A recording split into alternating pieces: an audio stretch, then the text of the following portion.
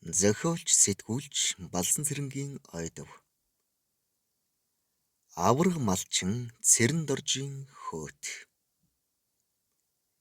1930-аад оны үед шилийн сайн эр явсан. Хожим нь бүгд найрамдах Монгол ард улсын авраг малчин болсон нэгэн хүний түүхээс өгүүлье. Энэ хүний нэрийг хөөт гэх бөгөөд тэрээр Баянгор аймгийн Бууцагаан суманд өсөж торнин эрийн цайнд хүрчээ.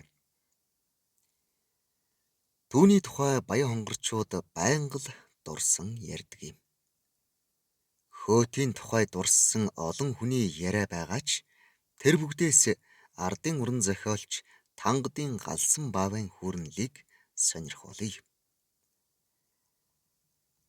1960 онд Баян хонгор аймаг 2-3 хаан их эмчтэй болоод байсан үед Хентийн Бурайд Дэмбэрэл гэж сайхан бавгар сахалтай тэгш дөрвөлжин бор залуу мэс заслын эмчээр ирж байлаа. Дэмбэрэл нэг өдөр манайд ирээд эр хүний харам нулимсаа учиргүй арчдаг юм байна. Юу болов гэж асуусан чинь би тийм сайхан эр үзээгүй. Манай эмнэлэгт хэвдэж байна. Хөлөө тас буудуулчихсан. Тэгсэн хэрн ерөөсөө яолохгүй. Нүднийг тийм ботхон бор шиг сайхан уйран байснаа.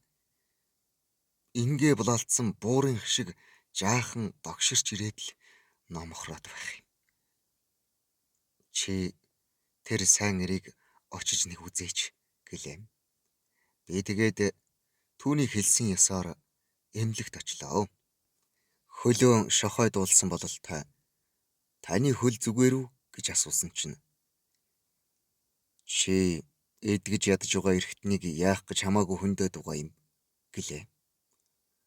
Үйлдэлээр хөндөхөөс гадна үгэнд бас шарах хөндөгддөг бололтой. Өөрөө өвчнөө мартах тийшээ хандж байж л дээ. Эндээс эхлээд л би буруутлаа да. Чаваас та би их мундаг боловсон сэхэтэн хүн болж байгаа юм биз дээ. 2-3 лаазтай жараахаа тэгээд ганц тамхи аваачж өгсөн юм. Тэгсэн тамхийг аваад лаазтай загсыг үүдрүү шидчихлээ. Үүний оронд би 74 өндөр чанаад сайхан бинтээ харшил хийгээд очиж болох л байж. Гэтэл угаасаа нөхөр галсан хүртэл Монгол хүн биш, монхор хүн болчихсон учраас л тэр лаазтай загсыг авч очоод нөгөөх нь үүдрүү шидэж байхгүй юу? Тэр хүн ямар учиртай вэ гэхээр аймгийн прокурор байсан юмсан ч. Дэмбэрэл тэгээд намайг түүнтэй цуг хэвтүүллээ. Тэгээд л би хамт байх хугацаанд нөгөө хүний уруулаас нь угзарч завжнаас нь чангаасаар байгаад хамаг юмыг хэлүүлж авлаа. Энэ хүн бол шилийн сайн эр хөөт байлаа. Нөгөө бичин жилийн зуднаар Монголын мал хяарсан шүү дээ. Тэр үед зудад нэрвэгддэггүй ганц сайхан амтан бол тарваг байсан. Монгол даяараа тарвагаар л тоогоо тосолж байсан цаг. Зум болсны дараагаар учиргүй их ногоо ургана. Үүнийг мал идэж таргалаад буянт мал сүргийн хурга шиг хүртэл дорхноо хээлтээд хурганы хинз хурга, ишигний хинз ишиг төлжээ. Тэгсэн 1948 оноос билүүдээ Чой Балсангийн 5 жилийн төлөвлөгөө гэж гарч ирлээ. Чой Балсангийн нэрээр болохоос биш төлөвлөгөөг Цэдэн бол хийсэн юм. Тэр төлөвлөгөө ёсоор яах вэ гэхээр малчин айлд энэ жил хэдэн мал байна. Хойтон тэр мал нь 2 дахин өссөн байх ёстой. Бага малд нь мах сүү ноосны ялт төлөвлөгөө оногдохоос гадна нөгөө төл малд бас яг тийм хэмжээний мах сүү ноос оногдож улсад тушаах ёстой болов. Албан журмын ялт мал гэдэг эндээс гарсан үг юм шүү дээ. Тэрийг улсад тушаахгүй бол шоронд шидэгдэнэ. Манай дарга нар чинь хойд хөршийн ногоотой шүлний махыг л бэлтгэх ажилтай байсан хүмүүс шүү дээ зайлвал. Тэгээд өнөө төлөвлөгөөнд орсон малаа тушаах гэхээр мал нь хүрдэггүй. Охин мал бас бэлтгэлд авдаггүй. Заавал эр хүйст мал. Тэгтээ заавал дөрвөн шүдэн ургасан мал авдаг байлаа. Инхээр зэрэг ард түмэн толгой дээгүүрээ дээлээ нөмрөөд шуудангийн машинд ачигтаад шоронд орохгүй тулд ерөөсөө бүх буйнаал шавхдаг байв. Авгаан хаа нэхий өмдний үсийг хүртэл хяргаад ноосонд өгдөг. Бас нохооныхоо сангарцхийг сэмлээд тушаана. Гэрийнхээ цагаан эсгий туургыг хүртэл зумлаад ноосонд тушаана. Яг энэ үед Хөөт Баянгор аймгийн прокурор байж. Нутгийнх нь хэдэн сайхан буянтай хүмүүс бичин жилийн зуднаар малаан хяаруулж хаад шоронд хоригдохыг Хөөт үзсэн байна. Прокурор тэднийг хянаж суугаа. Тэрж байтугай Хөөтийн ээж бас мал мах дутаасан хэрэгээр шоронд суухаар болчихж. Үүнийг мэдэнгүүтээ Хөөт ээлжинхээ амралтыг аваад шууд говь алтаа руу давхиад дэлгэрэх чандам хаваас хэдэн сайхан бод хөөж ирээд улсад тушаачихжээ. Тэгээд малын ялд унах гэж байсан хэдэн хүнийг бас ээжигийн аварсан байгаа юм. Тэгтэл бод хөөс нь баригдчихж. Бусдыг яллах байх ёстой хуйлч хүн өөрөө хэрэг үйлдсэн болохоор шууд л ялтан болж төв засанд ачигджээ. Тэрээр явахдаа ээжтэй. За хүүч нь хаврын сардаа багтаж ээжидээ нэг ирж золгож байна гэж гэнэ. Хуучин цагийн монгол хүний үг бол одоогийн их хурлын гишүүдийн сонгуулийн амлалт төдий биш. Жинхэнэ амдгай тангараг байсан юм. Тиймээс Хөөт ээждийн хэлсэн ёсороо оргодог. Тэгтээ за өнөөдөр би оргон шүү гэж үннээ хэлдэг. Тэгэхээр төв засангийнхан Баян хонгорын сайн эр Хөөт орох гэж байна. Тэгээрээ ингээрээ гэдэл дөрвөн өнцгтөө өнөөх цахилгаан гэрлээ асаагаад өргөс торондоо цахилгаан гүйлгээд энд тэндгүй харуул гаргадаг. Тэгтэл мань хүн тэр өргөс торон дээгүүр нэхий өмд шидээд ээжигийн бодоод л ухс хийхэд цаад талд нь дүүлээд л гардаг байв гэнэ. Тэгээд хамрын тамхи элдв сөрчиг үнэртэн цацчгаад явхаар нөгөө үнэрч нохой нь найтаагаад явхаан болчихдог гэнэ. Мань хүнийг засангийнхан Баян хонгор руу оргосон гээд баруун тийшээ самдаг.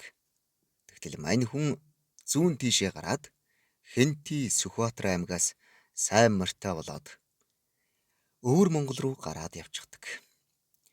Тэр үед Хятад улс социализмд орчихсон. Социалист орнуудад хил хязгаар хэрэггүйгээд манайх хойд урд талдаа нэг хэсэг хилийн харуулгүй болсон цаг байлаа.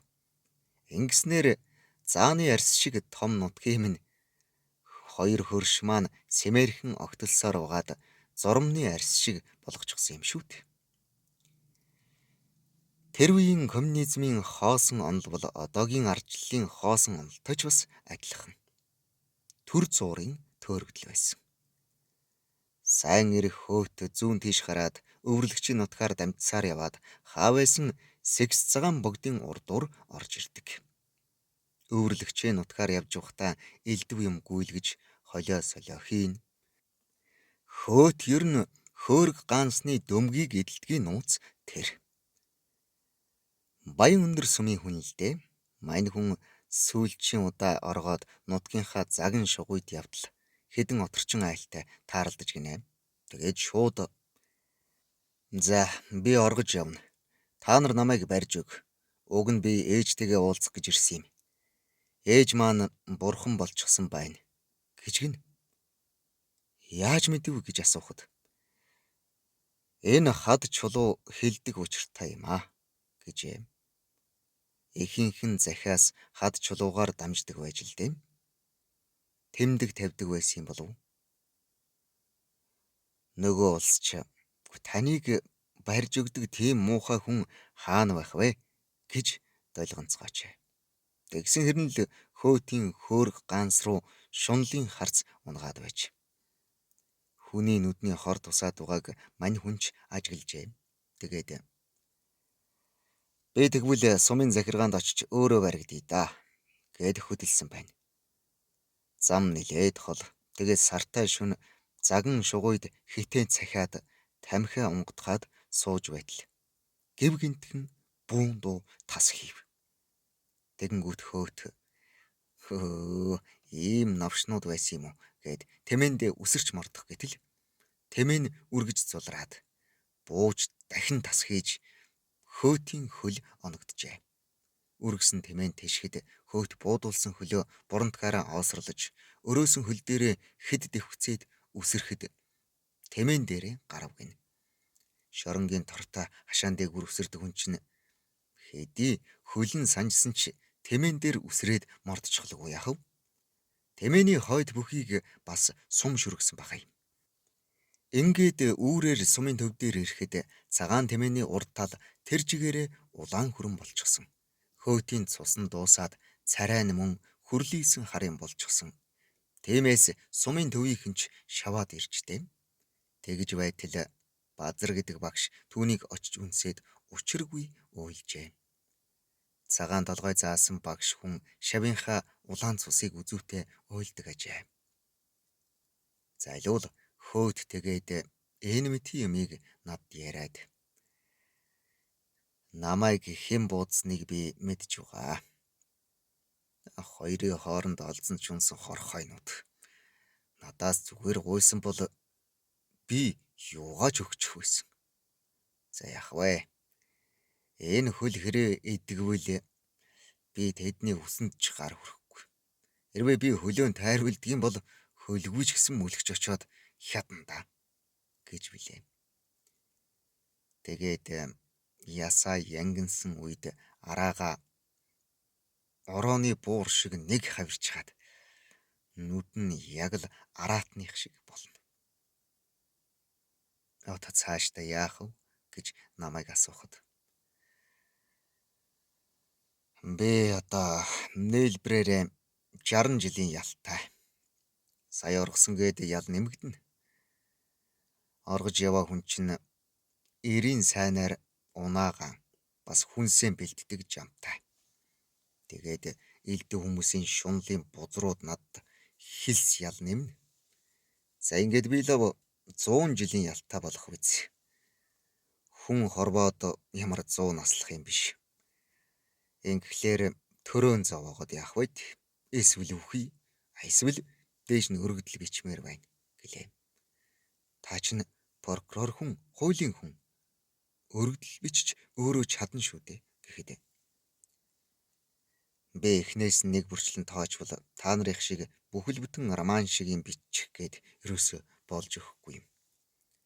Чи над нэг өргөдөл бичиж өгөөч гэлээ. Тэгээд би ердөө 2хан өгүүлбэр бичиж өгсөн. Тэр нь юу гэвэл төр минь гэмтэн хөөт надад өршөөлөн хайрл. Эсвэл нэг сум хайрл гэсэн утгатай. Энэ өргөдөл Ж самбуу даргад хүрчээ. Гэтэл удалгүй наадмын үеэр зарлиг гарч манай хүн өршөөгдлөө шүү.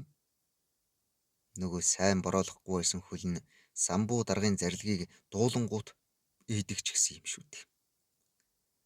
Сүүлд би эсэргүү хэрэгээр тэмээчин болсон хойноо жинстэд яваад очисон чинь хөөт эндхийн нэгдэлд ердийн хөсгийн бааз байгуулчихсан мандаж явнаа. Нөгөө нэгдлүүд чинь мал маллах хөнгүүгээсээ болоод тэмээд нь зэрлэгч гисэн ямар сайндаа л зэрлэгшсэн тэмээ гэсэн нэртэй сүрэг говьор дүүрэн болох билээ. Хөөт өөрийн ижил хэдэн сайн ирсийн хамт нэгдлээс зэрлэгшсэн ат цуглуулад ердийн хөсгийн бааз байгуулчихж. Манай тэнд 2 нуур давстай. Тэр 2 нуураасаа давс гаргаад намар болохоор түүнийг тэмээндээ ачаалаад ар хангаа явна. Хужирсаад гэрийн бүрээс иддэг. Өгөршсөн яс мэрдэг болсон үхэр мал нөгөө хужирыг чинь humгүй толоогоод хужир давсны бараа харсан хүүхнүүд тогоогоор нь ааруул гүзээгээр нь зөөхий барьж хөөтийн өөдөөс гүйг хайдал. Түүний ахалсан хөсөг нутаг буцахдаа эмээлийн мод, банз, дүнз, уурга, хан зэргийг ачиж явна. Тэгтээ тэр нь хувьд биш, нэгдэлд очно. Хөөт өвөл болохоор сумын хаан бүх арьс шир ноос ноолуур ангийн усыг ачаалж хот руу бас хөсөг хөдлөгдөг байлаа. Тэгээд Улаанбаатараас сумдаа жилдэн хэрэглэх цай, дайланб, чихэр яотон авчирна. Байгаль бузралдаггүй, нэг ч тусал шатхууны гардаггүй тийм сайхан хамтлагийг сайн ир хөөт байгуулж нэгдэлд ихэд тус болсон. Би эсэргүү болоод тэднийд тэмээчнэр очиж байгаа юм л да. Тэгээд хөөт надад хэлдэг байсан. За хөө. Тэнгэрийн доор төрсөн хүн хураас зайлж болдгүй золигдоо. Төрийн доор төрсөн хүн хуйлаас зайлж болдгүй золихоо. Тэгтээ энэ хоёрт дарлуулдаг ч гэсэн дарлуулдаггүй хоёр юм байдгийм шүү. Тэр юу гэхээр бөөсөнд баривлж болохгүй, хэрдээ дарагдаж болохгүй. За чи хэртээ цамц, бөөстэй өмдөө манай авгаад үлдээж угаарай гин. Бид хоёр их дотно байсан. Тэгээ зайлуул сүүлд өнөө социалист хөдөлмөрийн баригад болж тэдний соёлжилтод авсан үүрэг нь биелдэггүй. Хөдөлмөрийн үүрэг нь биелээд байдаг. Тиймээс би нөгөөдөл чинь хичээл заахаар боллоо. Тэгтэл зарим хүн эсэргүү хүнээр хичээл заалгаж болохгүй. Багш нараар заалгая гэдэг юм байна. Гэвч нөгөө багш нар нь сумын төв дээр байдаг. Ингээд би арга буюу хэдэн сар хичээл заалаа. Би бүгдийн 4-р ангийн үнэмлэхтэй болгосон юмдаг. Тэгтэл аймгийн гэгэрлийн хэлцээс шалгалт ирлээ. Маш чамбай шалгасан. Яагаад гэхээр хөөтийг дэмжихээсээ илүү энэ эсэргүү ер нь юу зааж ив гэдгийг шалгасан байгаа юм. Би нөгөөдөлийг 7-р ангийн бүрэн бус боловсралтай болгоё гэсэн чинь зөвшөөрөөгүй. Аймгийн намын хороо аюулаас хамгаалах газрынхан болохгүй аим. Энэ эсэргүү олон түмнийг өөртөө элсүүлж байгаа юм гэх жишээтэй. Үзэл сурдлын мангаа гэж тунч өрөвдмөр золиг байсан юм да. Уг нь бол хүн болгонд байгаа давуу талыг л төр түмэн хоёрт хэрэглэж байх учиртай юм шүү дээ. Тэгээд сүүлд нөгөө хөөтийн байгуулсан ердийн хөсгийн баазыг дарга нар шүүмжлээд социализмын үед ийм бүдүүлэг тэмээн хөсөг байж болохгүй. Энд чинь феодализмын үлдэгдэл байна. Тийм учраас авт хөсгтэй байх ёстой гэж баахан трактор авчирч хэдэн тракторын жолоочтой болсноор хөөтийн өнөө сайхан ирчүүд чинь хийх ажилгүй болсон. Тэгэнгүүт хөөт ар хангай руу явсан да. Тийшээ олон удаа жин тээж явахдаа амьдрч болох газар байгааг мэдсэн байх. Түүнээс хойш хөөтийн амьдралыг би сайн мэдэхгүй. Ар хангай яваад л сураг тасарсан. Хөөт надаас сайндаа л 5 ах байсан болов. Мөн ч тэсвэр хатуужилтай хүн байж билээ. Орон шоронд оргож босгуулж цас мөсөнд хайрагдсан болооч тэрөө өрөөс нь төмсг нь хавдаад 16-гийн туухай шиг том болчихно. Зайлуул надд үзүүлж байсан юм. Жин тээж яваад төмсг нь өвдөхөр гөлийгөөд суучхна. Удлагүй төмсг намайг явуулахгүй санаатай. Төр намайг зүтгүүлээд байх бол та явнаа гэдэл босоод ирнэ. Ийм нэгэн сайн ир надтай нэгэн цаг үед амьдарч байлаа. Хууч домог өгүүлэгч тангадын галсан эмхтгсэн балсан цэрэнгийн ойдов уншсан Эрхэн баярын Бат орч